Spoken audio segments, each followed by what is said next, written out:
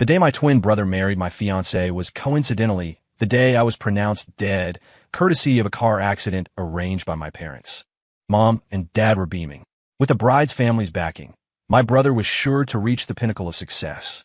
Little did they know, the bride before them, with her enchanting smile, would personally drag them into hell.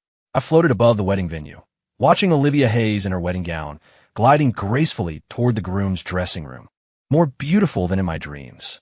Perhaps to look even more perfect in the dress, she seemed thinner. My brother, Ethan Miller, was so startled to see her that he shot up from his seat. It took him a moment to compose himself before he adopted a doting tone. Liv, you know it's bad luck for the bride and groom to see each other before the ceremony. His voice was uncannily like mine. Even someone as perceptive as Olivia couldn't tell the difference. Olivia didn't respond, merely lifting a slender, pale hand to adjust his bow tie. Why the last-minute change of tuxedo? Ethan was prepared, his voice gentle. I wanted to surprise you, Liv. I heard this tuxedo and your gown were made by the same designer. Of course, he wouldn't dare wear my tuxedo. He'd spent a whole year practicing my voice and mannerisms. But no matter how many personal trainers he hired or how much iron he pumped, he couldn't sculpt a physique identical to mine. A body built in a rush could never truly replicate one honed by years of consistent training. Olivia's hand, after adjusting Ethan's bow tie, slid down the front of his shirt, her arm lightly encircling his lower back. Ethan immediately dipped his head, closing his eyes to hide his elation. He'd hired people to secretly film Olivia and me, to study our interactions. He knew that at moments like this, I would lean in to kiss her. Knowing what was coming, I turned my head away. Olivia loved physical affection with me. To others, she was the powerful matriarch, holding the reins of a corporation, deciding its fate. But with me, she was like a koala bear. She practically wanted to be attached to me at all times. She craved affection like a child with a sweet tooth, never getting enough, no matter how sugary. Actually, Ethan was the one originally meant to marry into Olivia's family. But at the time, Olivia hadn't yet returned from overseas, and a storm of rumors about her wild escapades had already reached home. Terrified their precious son would be thrown into a lion's den, my parents turned their attention to me, the child the Miller family had kept hidden. They called it a marriage alliance, but in reality, it was more like sending a tribute to the Hayes family, which family in Kingsport didn't depend on the Hayeses to some extent. But as fate would have it, the future head of the Hayes family was a reputed sorceress, stunningly beautiful, but with a venomous heart. It was said that no man she toyed with had ever emerged unscathed. Promising young men, one after another, were reduced to shells of their former selves, many ending up in psychiatric hospitals. Yet, despite this, young men were still continuously sent her way, like offerings to secure their family's prosperity. What no one in the Miller family expected was that after I was sent to the Hayes household, I would not only survive for 2 years unscathed, but, to everyone's astonishment, our wedding would be announced. When the wedding invitation from the Hayes family arrived, the whole of Kingsport was buzzing. The Millers were equally frantic. Just when I thought I might finally see a flicker of warmth in my parents' eyes, I was met instead with a death sentence. Even though I was their child, just like my brother. Simply because I was a bit plumper at birth, they stubbornly believed I had stolen everything that rightfully belonged to him. They blamed my brother's congenital frailty and his subsequent personality flaws entirely on me. My father, a businessman, was particularly superstitious. He consulted a psychic. One of us brothers, the psychic had said, would bring ruin to the Miller family. My parents hadn't intended to keep me, but my grandmother stepped in. Keep him. If worst comes to worst, I'll take care of him myself, old as I am. And so, I was sent to live in a small town out in the country, secretly raised by my grandmother. Grandma named me Nathan. She hoped I would be a man of integrity and kindness. Ultimately, I couldn't completely turn away from the two of them. My brother, Ethan, had already leaned in, his face close to Olivia's exquisite one. I drifted closer, wanting Olivia to notice me, wanting Olivia to realize that the Ethan standing before her was not me. Though we'd been together for 2 years, I still felt I didn't fully understand her. But I still hoped, for the sake of me being her fiancé, that she would find my body, my corneas already harvested. Olivia, I'm so cold. Alas, Olivia didn't sense me, nor did she let Ethan kiss her. Instead, she took 2 steps back, tilted her head up, and looked Ethan straight in the eye. Why didn't you answer your phone last night? Ethan froze for a second, then quickly took her hand, explaining. Yesterday, I heard Grandma had a fall, so I rushed to the hospital to see her. I must have missed your call. Hearing him mention Grandma, a sharp pain twisted in my chest. It was Grandma who had fought tooth and nail to save me, who had cared for me day in and day out, raising me. Why then would she call and trick me into going to that intersection, allowing a bribe truck driver to run me down? I wanted to ask Grandma, why couldn't she bear to abandon me then, yet could bear to kill me now? Hearing Ethan's explanation, Olivia replied, Grandma's well-being is indeed more important. Hearing this, I couldn't help but frown. Olivia never used to say things like that. From the very first day of our arranged courtship, she had said I was a sacrificial offering sent by the Miller family. From then on, I had to be at her beck and call. Always available, texts answered instantly, phone on standby 24/7. In short, she made me promise that she would be the most important person in my life, that no one could come before her. And over these years, I had indeed kept that promise. That's how I earned her refusal of other offerings, and even this grand wedding. You're always so understanding, Liv. Seeing Olivia wasn't angry, Ethan grew bolder. He was about to lean in and press his lips to hers. But then a knock on the dressing room door. Olivia's assistant's voice came through. Ms. Hayes, you have a personal call. Okay. Olivia pulled away and left. Ethan's mouth twitched. That assistant had no tact. Once he successfully married Olivia and got into Hayes Corp, she'd be the first one he'd fire. Ethan adjusted his tuxedo in the mirror, his vision suddenly blurring. He slammed his fist on the dressing table in frustration. Just then, Mr. and Mrs. Miller walked in together. Mr.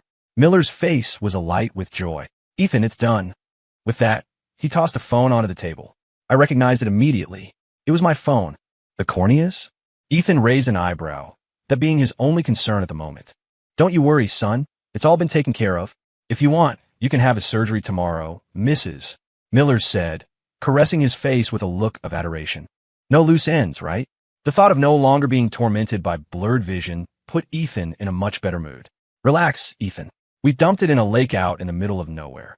By the time spring rolls around in 3 or 4 months, it'll be bloated beyond recognition, and this whole thing will have blown over, Mr. Miller said nonchalantly. He spoke as if discussing some object, without a hint of emotion. Floating in midair, I tried to clench my fist but found I had no strength. Only at this moment did I realize. The ones who had bribed the driver to kill me were my own parents. Don't talk about it. Today's my wedding day. It's bad luck. Ethan said, as if disgusted. It's all right, son. Don't worry. We've already had a spiritualist perform a ritual, a binding curse, to ensure his soul never finds peace. So, he can't bother you, Mrs.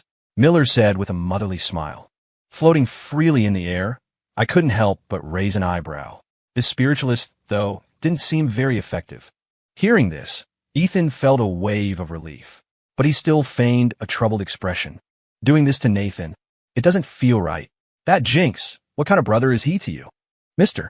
Miller spat, his face contorted with anger. That's right, son. Don't you feel burdened? He owes you all of this. When I think about how he bullied you even in my womb, how small and weak you were when you were born, my heart just aches. Your weak constitution, your poor eyesight, it's all because that Jinx drained you. Not only that Jinx ruined our family business, forcing us to live at the mercy of others. Sending him to the Hayes family to enjoy 2 years of comfort was already letting him off easy, Mr. Miller grew angrier as he spoke. Hearing this, I almost wanted to laugh. I wondered if, in the future, he'd also blame his erectile dysfunction or his wife's infidelity on me. Son, you don't need to feel guilty. The position of Olivia Hayes' husband was rightfully yours from the start. You took what was yours. Now, things are just being set right, Mrs. Miller chimed in. He once saw Olivia as a terrifying monster, which was why he let me take his place. Later, when he realized I seemed to be doing quite well by Olivia's side, even securing a formal engagement, and with Olivia poised to take full control of her family's empire, he started seeing Olivia as a goddess. And when the Hayes family announced our wedding, he went mad wanting to snatch it all back. The ceremony was about to begin. Ethan was already standing in the spot that should have been mine, awaiting the bride he'd dreamt of, awaiting the immense wealth that was about to descend upon him. Mr. and Mrs. Miller were all smiles. Olivia was a woman. As long as their precious son married her, wouldn't the Hayes Corporation eventually be under the Miller family's control? I drifted out of the chapel, silently watching Olivia, who, even at a time like this, was outside, gravely handling business matters. I knew that soon she would officially take over Hayes Corp. She wouldn't be soft-hearted like her father. Then, she would make her move against several of Kingsport's notoriously corrupt elite families.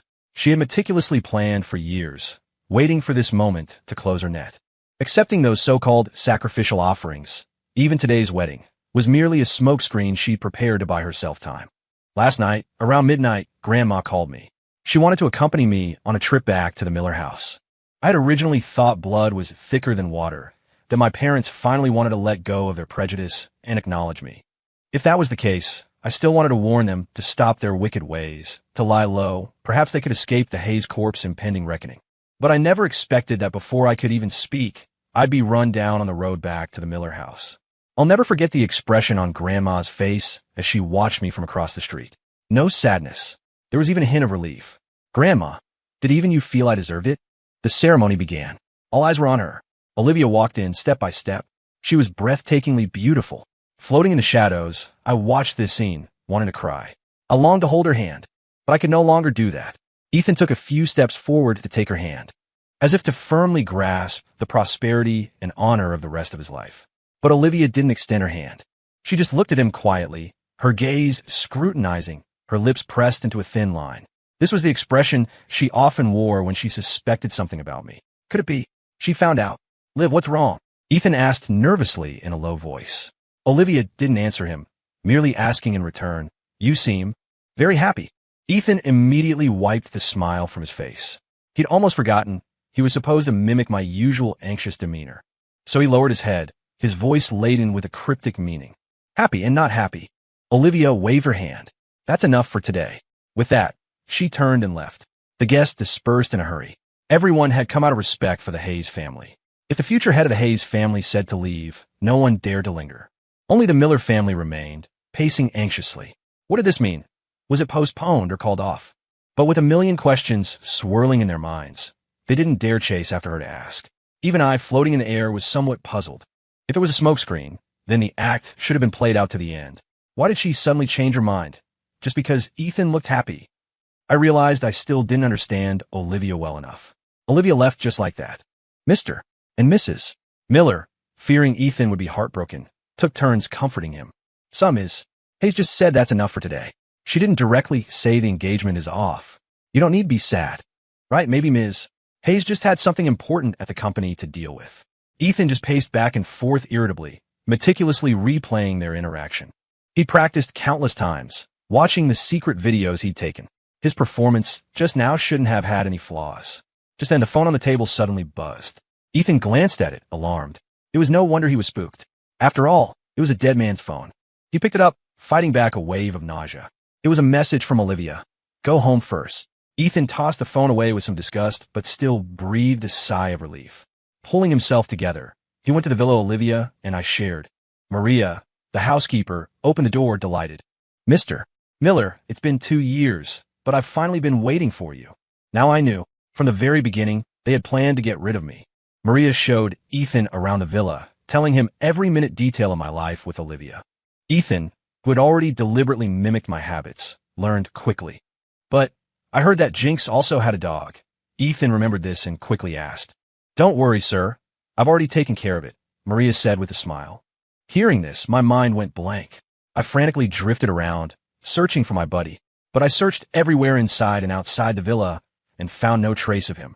To prevent Ethan from being exposed, they wouldn't even spare my buddy.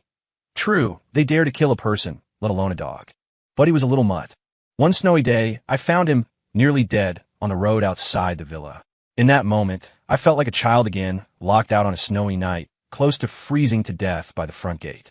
I stood at the villa door, holding him, and tentatively asked Olivia for the second time in my life, Can I keep him? The first time I'd asked Olivia for something was when I encountered a truck driver who'd been injured in an accident but refused an ambulance because he had no money. I wanted to bring a stranger home, so I had to ask Olivia. The funny thing was, when a man left the next day, he called me boss and her boss lady. And this time, I brought back a dog. Olivia recoiled in disgust, sternly saying no. So sternly that if I pleaded any further, it felt like she would throw both me and the puppy out the door. It wasn't until I stood outside with the puppy until nightfall that she snapped at me irritably. Aren't you going to get your butt in here? I knew she'd relented. Overjoyed, I took the puppy inside to bathe him, fed him milk, and named him Buddy. Although Olivia would always put on a mask in disgust whenever she saw Buddy afterward, she never kicked him out. Later, a guest who knew about feng shui came over. Seeing Buddy lying obediently at Olivia's feet, he shook his head. This dog is all black, but its nose and tail are white. That's very unlucky. Hearing this, I quickly carried Buddy upstairs. As I closed the door, the guest words still slipped through the crack. If you must keep it, you need to cut off its nose and tail. I quickly slammed the door shut, clutching Buddy and trembling in my room. I didn't even dare go down for dinner. Thankfully, Olivia never mentioned it again. Buddy's nose and tail were spared. That evening, Olivia returned. As soon as she entered, Ethan rushed up to take her coat and bag. Olivia quickly noticed that a little black fur ball wasn't tumbling and scrambling towards her. She frowned and asked, "Where's the dog?" Maria quickly answered with a smile. "Well, yesterday I was busy seeing off guests and forgot to lock Buddy up. He got into the trash can, ate a lot of chicken bones, and perforated his stomach. He's at the pet clinic on N4 right now." Floating in the air, I clenched my fists in anger. Lies. Buddy was a good boy. He never rummaged through the trash. Unfortunately, Olivia couldn't hear my rebuttal. She just hummed an acknowledgement and went upstairs. Ethan followed her. I wanted to float to the pet clinic to see Buddy, but I found I couldn't move far from this place. Olivia went straight to take a shower. Ethan was thrilled and quickly went into the bedroom to prepare everything. Having already bathed, he hurriedly tidied his hair in the mirror, his fingertips brushing over the freshly tattooed mole behind his ear, identical to mine. He was determined to succeed. Olivia came in, like a lotus emerging from water, captivating. Ethan's eyes darkened. He went to pull her to sit on the edge of the bed, then carefully began to blow dry her hair. Every movement had been meticulously practiced. Sure enough, it didn't arouse Olivia's suspicion. As his breathing grew heavier, I really didn't want to stay here any longer. Ethan took out a small foil packet from under the pillow. Just as he was about to tear it open, Olivia suddenly spoke. "Get out." Though reluctant, Ethan didn't dare disobey Olivia. He retreated with annoyance and confusion. Even after returning to the guest room, Ethan still couldn't figure it out. Carefully recalling the sequence of events, Ethan keenly sensed where the problem lay, muttering to himself. Could it be that the size, or some of that thing wasn't right? That can't be. I bought it according to what Maria said. Did Olivia suddenly change her preference? I couldn't help but want to laugh. A year ago, concerned about Olivia's experience, I had begged her to let me get a vasectomy. We hadn't used those things in ages. Did Maria only know how to snoop through the bedroom drawers, but not count properly? Just then, the phone on the table buzzed again. Ethan picked it up and looked. "Tomorrow morning, I'll go with you to see Grandma." Ethan instinctively wanted to refuse, but remembering her attitude earlier, he truly didn't dare to defy her in the slightest right now. Not daring to hesitate too much, he replied, "Okay." Floating in midair, I fell into deep thought. Before, she had never cared about my family. She was going to accompany Ethan to see Grandma. Ethan immediately called the Miller home. Mr. and Mrs. Miller were probably going to be busy for a while. The next morning, Olivia took Ethan to the hospital where Grandma was staying. Olivia sat in the back seat, her face expressionless. Ethan sat beside her. Thinking about their destination being a hospital, he became too nervous to utter any more ingratiating words. The space between them was large enough for me to float in. Olivia had a temper when she woke up. If she usually got up this early, she would definitely find fault and scold me relentlessly. But I had ways to make her shut up. When we were in the car, she would always lean on me and nap for a while longer. Unfortunately, I could no longer let her lean on me now. They soon arrived at the hospital. I don't know why, but as soon as I floated out of the car, I felt a sense of panic and discomfort. Mr. and Mrs. Miller had already eagerly come out to greet them. I couldn't even be bothered to look at them. I just floated straight past. Soon, we reached Grandma's bed on the second floor. Grandma sat up quickly when she saw Ethan, reaching out her withered hand to take his, her eyes full of worry. Seeing this, I felt a pang of sadness. Grandma had raised me, yet she had never looked at me like that. Not when I had a high fever from being frozen as a child, nor when I almost drowned after falling into the river, nor yesterday when I lay in a pool of blood. Grandma, why did you have to want me dead? Perhaps I would have been willing to give your grandson my corneas in my current position. Unfortunately, Grandma couldn't see me. In her eyes, there had only ever been her other grandson. Mr. and Mrs. Miller politely said that Grandma had just had a fall and it was nothing serious. There was no need to make such a fuss to visit her. Olivia said, with a touch of indifference, that she was an elder, after all. Then she carefully inquired about how Grandma had fallen yesterday and how Ethan had brought her to the hospital. But I kept looking towards the end of the corridor. I could feel that my body was in this hospital. After all, Removing corneas took time, and moving a body required the cover of darkness. It wasn't until tiny beads of sweat appeared on Grandma's forehead. Only then did Olivia end the conversation and get up, walking towards the end of the corridor. Ethan followed behind her, his face pale with fright. "Liv, where are you going?" Olivia turned back, raising her hand to gently touch the red mole behind his ear. Floating in midair, my body tensed. This was Olivia's unique way of expressing desire. Tonight, she probably wouldn't make Ethan leave the bedroom. Ethan, of course, understood this implication. Joy instantly spread across his face, and he stepped forward to take her hand. The group walked to the end of the corridor. I floated over too, but I didn't sense my body. Mr. and Mrs. Miller were chatting and laughing relaxedly. It seemed they had moved my body elsewhere in the hospital last night. Olivia glanced at Mr. and Mrs. Miller, then lifted her leg to walk down the stairs to the first floor. Mr. and Mrs. Miller exclaimed in unison, "Let's take the elevator." Olivia said she wasn't that delicate. It was just one floor. Taking the stairs was fine. Ethan suddenly collapsed to the ground. "Liv, I think I have low blood sugar." Seeing him covered in sweat, Olivia finally relented and left with Mr. and Mrs. Miller supporting him. I looked at the dark stairwell between the first and second floors. My body must be hidden there. Mrs. Miller and Grandma, who had rushed over upon hearing the news, stayed with Ethan while he was on M4 drip. Olivia, however, sat alone in the hospital's VIP lounge. "Mom, Dad, how could you not get rid of that jinx properly?" Ethan's face was full of blame. "There was a small issue with the corneas, so it caused some delay," Mrs. Miller said, looking troubled. "What do you mean? His eyes are no good either." Ethan sat up abruptly. Before Mrs. Miller could answer, Grandma anxiously interjected. "What did you say? His corneas can't be used? Then all these years of my effort have been for nothing. Back then, I just thought my grandson is frail. Maybe in the future, if he has any illnesses, we could still use that jinx's body.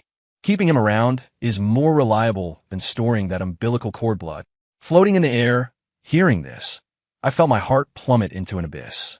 So I thought Grandma had fought to keep me, cared for me, raised me because she loved me. Now I knew in her eyes, I was just a living organ bank for my brother. It's okay, it's okay. Even if that jinx's eyes can't be used, Mom and Dad will still find corneas for you. Besides, we all saw how affectionate Ms. Hayes was with you just now. Son, don't worry. Once Ms. Hayes is done with this busy period and you two are officially married, the Hayes family will be ours. Hearing Mr. and Mrs. Miller's reassurances, a smile finally appeared on Ethan's face. "Dad, Mom, Grandma, you're all so good to me." The three of them exchanged a smile. "You're our Miller family's only treasure." Who else would we be good to? I didn't stay in the room any longer. There was no place for me here anymore. I floated to the lounge where Olivia was. I saw a young doctor spot her through the glass door, push it open, and walk in, speaking familiarly. "Ms. Hayes, what brings you to the hospital?" "Allergies again." I was a bit surprised. Did she often have allergies? "Dr. Evans," Olivia greeted him warmly, acknowledging a past mentor-student dynamic. "So you still remember to call me Dr. Evans, huh? I've told you countless times, you can't keep that dog anymore. If this continues, even daily nebulizer treatments for your asthma won't help." The young man couldn't help but scold her. It was then I realized Olivia was allergic to dog fur. Then why did she let me keep Buddy? It had even reached the point of triggering her asthma, yet she never once mentioned sending Buddy away. "Olivia, you did care about me a little, didn't you? Here, this is your medication for this time. Remember to get rid of that dog of yours soon. I've saved my number in your contacts too. I can never seem to reach you lately. No one's stopping you from hiding away your pretty boy, but you can't just abandon the hospital project, can you? See if I don't report you to our old professor." After the doctor forcibly took her phone and added himself to her contacts, he left, still grumbling. I was just stunned for a moment when I heard the words, "hiding away your pretty boy." So, in her friend's eyes, that's what our relationship looked like. That night, Ethan had long since finished his 4 drip and returned to the villa. But Olivia remained in her study, meeting with people, and didn't emerge until late at night. Strange. She touched Ethan's mole today. Shouldn't she have let him stay the night? "Ms. Hayes, you finally remembered the hospital project. There's an old man who complains to me every day that his star protege became a CEO and forgot all about her mentor. Olivia's best friend and business partner, Chloe Vance, said irritably. So, she went to the hospital today for a previously planned project. I had thought she'd figured out the Miller scheme. Chloe poured her a glass of wine, but Olivia waved it away. Chloe continued talking about the new hospital project, but Olivia seemed distracted. Liv, what's wrong with you? Chloe finally asked, belatedly noticing. Chloe, I've been dreaming a lot lately that Nathan says he's cold, Olivia said softly. Chloe nearly choked. Seriously, if you want to kick me out so you can go cuddle your husband, just say so. This is not how you show off your love life. Husband. So, that's what she called me in front of her best friend. Chloe left, muttering under her breath. But Olivia sat in the study for a long time without coming out. After a while, the faint aroma of wine from Chloe's glass drifted over. Olivia fought back a wave of nausea. Hopefully, it's just a dream. After saying this, she seemed extremely tired. She didn't call Maria to come up and tidy, just walked over to a simple sofa in the study and leaned back. I really wanted to go over and support her, but unfortunately I couldn't. So, I had appeared in Olivia's dreams too. Olivia fell asleep on the sofa. Her brow twitched. She must be having a nightmare. Usually, if I found her like this, I would always hold her in my arms, smooth her furrowed brow, and gently pat her back. Because only at times like these would she drop her sharp demeanor and become as endearing as an infant. I was somewhat annoyed. I'm a spirit now. Why can't I just enter her dreams directly? Tell her there's something wrong with the Miller family. Tell her I'm hidden in the hospital stairwell. On this day, Olivia officially took over the Hayes family, becoming the true matriarch. Her methods were ruthless, not merciful like her father's. The prominent families of Kingsport trembled in fear. Soon, the Lee, Murphy, and Allen families were teetering on the brink of collapse overnight. Scandals of tax evasion, stock market manipulation, and even murder for profit were exposed one after another. They had once conspired, using underhanded tactics to bring down the Hayes family, bleeding them dry. They had driven the Hayes family to ruin, leaving only Olivia. Now it was their turn to pay it all back bit by bit. Only the Miller family remained temporarily unscathed. There were even rumors of a new wedding date. Everyone said it was thanks to the Miller family having such an attentive and pleasing son. So many young men had failed to capture Olivia's heart, but Ethan Miller had kept her infatuated for 2 years, even making her consider marriage. The Miller family was about to hit the jackpot. Mrs. Miller, overjoyed, rushed to the villa again. Son, from now on, no one can touch our Miller family. Ethan, however, still felt somewhat uneasy. Mom, lately Liv and I haven't. Son, be patient. If Ms. Hayes didn't like you, she wouldn't have announced a new wedding date to the public. Mrs. Miller said confidently. What about that, Jinx? Ethan was, after all, still very concerned about this. Still at the hospital. It's been tricky to operate lately because of the new project and too many prying eyes. But don't worry, son, that Jinx was put in the cold storage unit long ago. He's a block of ice by now, Mrs. Miller said nonchalantly. No wonder I've been feeling colder and colder. It seems what she said is true. But why, after all this time, is my spirit still lingering here? After the wedding announcement, Ethan was no longer content to wait for Olivia at home.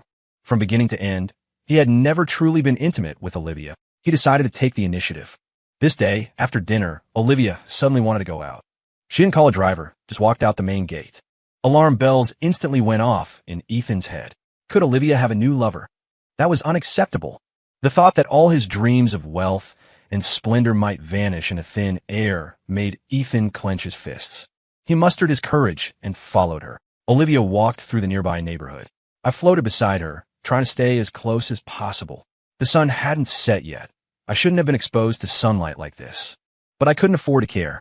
I felt increasingly cold all over. I guessed I would dissipate soon. I tried to get closer to Olivia, wanted to hold her, but Olivia suddenly stopped in her tracks. She muttered to herself, "Are you really gone? Does she feel me? Olivia, I've been afraid of the cold since I was a child. Can you please not let me stay there?" Ethan trailed Olivia. Seeing a young man from a shop on the street greet her, he frowned deeply. This guy, average looks, average build, his smile wasn't even particularly bright. How could Olivia like this type? Seeing Olivia enter the shop, Ethan, consumed by jealousy, followed her in. It wasn't until he stepped through the door and saw Olivia squatting there, petting a listless dog, that he finally realized. This was a pet clinic? And just then, Olivia turned her head and saw him. Oh no, he was going to be exposed. Ethan finally snapped to his senses and turned to run.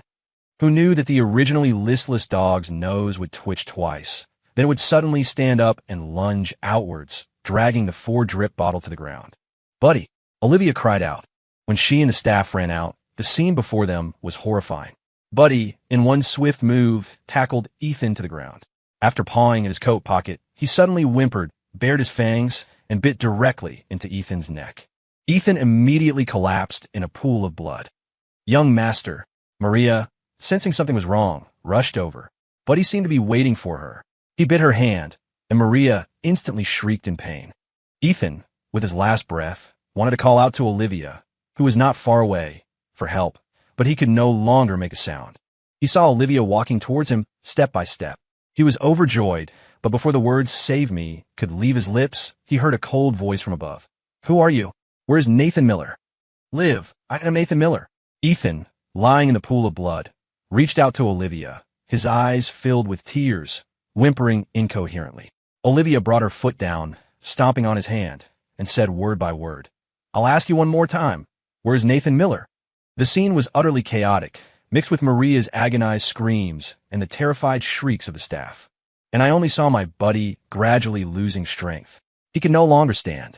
He just nudged the phone he had dug out of Ethan's pocket towards Olivia, whimpering continuously. He must have smelled my blood on my phone, which is why he fought to the death to attack anyone who might have harmed me.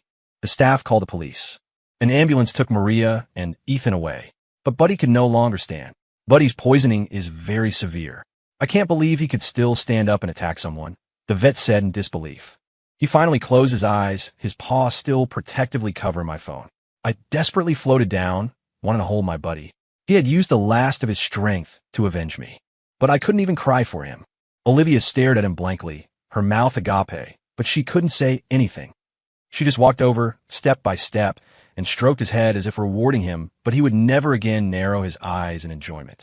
The next moment, a violent wave of nausea hit her. She rushed to the restroom and vomited her guts out. Floating in the air, I was stunned for a long time. What was wrong with Olivia? This was the second time she had dry heaved. A thought entered my mind, but I quickly dismissed it. That couldn't be possible, right? Just then, her phone rang. "Dr. Evans," she answered. "Olivia, why aren't you at the hospital yet? Got held up by your sugar baby again? If you keep prioritizing him over your responsibilities, watch out. I might actually snip your little boyfriend for real this time," the doctor on the other end complained. Hearing this, floating in the air, I almost lost my balance. Now, I finally remembered why that male doctor looked familiar. Wasn't he the one who performed my surgery? Did his words mean I was never actually sterilized? Was it Olivia's idea? Then why wasn't Olivia using protection? Could it be she actually wanted to have her child? She seemed to like me more than I thought. For a moment, I didn't know whether to be happy or sad. We were having a child, but I was dead. "Olivia, why aren't you talking? Are your allergies acting up again?" The complaining voice came from the other end. But Olivia was staring blankly at my phone. Countless clues converged in her mind. Suddenly, as if remembering something, she said into the phone, "Dr. Evans, I'll be right there." Afterward, she dialed her assistant's number, locked down all hospital exits, detained any suspicious individuals immediately. Olivia sped to the hospital. First, she went to the stairwell between the first and second floors she'd seen earlier. Nothing. The morgue, the autopsy room, nothing. She remembered the words I'd said in her dream and walked step by step to the door of the cold storage unit. I floated above the door. Olivia had finally come to save me. "Ms. Hayes, these people have been lurking suspiciously in the fire escape." Security guards pushed a few people forward. It was shockingly Mr. and Mrs. Miller and another middle-aged man. Olivia felt this man looked somewhat familiar, but she couldn't recall when she had seen him. "Where is his body?" Olivia's tone was glacial. "Mr. and Mrs. Miller stood rooted to the spot, helpless. "No, it's not our fault. He just wasn't looking where he was going." Olivia's cold, sharp gaze swept over them. The two of them shrank back further, but still mustered the courage to say, "That Jinx deserved to die. He leached Ethan's nutrients and luck. This position was always meant for Ethan. He was just an imposter." Olivia slammed her fist on the door of the cold storage unit. "I'm asking you, where's the body?" Mr. and Mrs. Miller were so frightened, they immediately fell to their knees. They pointed towards the cold storage. I floated towards the cold storage, but my heart felt empty. How strange. Why did I have this feeling? Olivia immediately ordered someone to open the cold storage unit and push Mr. and Mrs. Miller inside. The two of them shivered, pointing at the middle-aged man beside them. "We don't know which one specifically. We left it all to him." Hearing this, Olivia turned her head and instructed her assistant to lock the cold storage doors from the outside. "Ms. Hayes," the assistant panicked, used her body to block the door, shaking her head desperately. Floating in midair, I also tensed. Letting Mr. and Mrs. Miller die with me was one thing. But was she going to join me too? Floating in midair, I frantically waved my hands, trying to stop her. Damn it, she couldn't see me. I told you. In life he's mine, in death he's my ghost. If he dares to sneak away, even if it's to the afterlife, I'll chase him down and bring him back, Olivia said with a radiant smile. Only then did I remember she had indeed said something like that. But at the time, I just thought it was a threat to keep me constrained. So, from the very beginning, she had been serious. Olivia pried the assistant's fingers, which were desperately clutching the door, off one by one. Ms. Hayes. The assistant broke down, crying hysterically.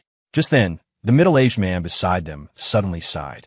Boss lady, you don't remember me, do you? Hearing this, Olivia, as if remembering something, abruptly turned her head to look at him. People like us, we don't kill our saviors. The boss isn't here. Come with me. And only then did I suddenly recognize this middle-aged man.